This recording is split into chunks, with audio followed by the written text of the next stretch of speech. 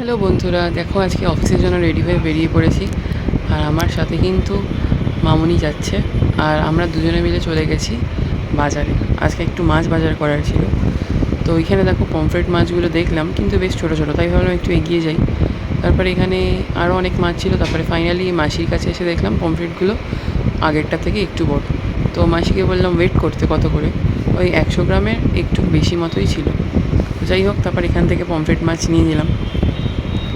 আমরা প্রায় এই মাসির থেকেই মাছ নিই, তাই জন্য মাসি আমাদেরকে চেনেন ভালো করে।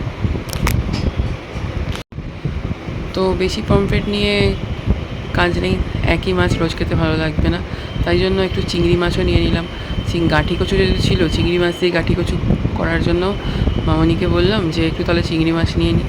তো প্রথমে নিয়েছিলাম 200 গ্রাম চিংড়ি মাছ, তারপর মনে হলো যে না একটু কম কম, তারপরে আবার একটু বাড়িয়ে 300 গ্রাম করে নিলাম। এখানে দেখো 200 গ্রামের ওয়েট হয়েছে। এরপরে আবার আমরা বললাম যে 100 গ্রাম আরও অ্যাড করে দাও মাসি। যাই হোক, এখানে মাসি আর মেসো দুজন মিলে একসাথে মাছ বিক্রি করে। এখানে তারপর দেখলাম ভেটকি মাছও রয়েছে, কিন্তু মাসিকে বললাম যে ভেটকি মাছ কাটা দেবে কি না, বললো আজ বৃহস্পতিবার কাটা হবে না, তাই নিতে পারলাম না।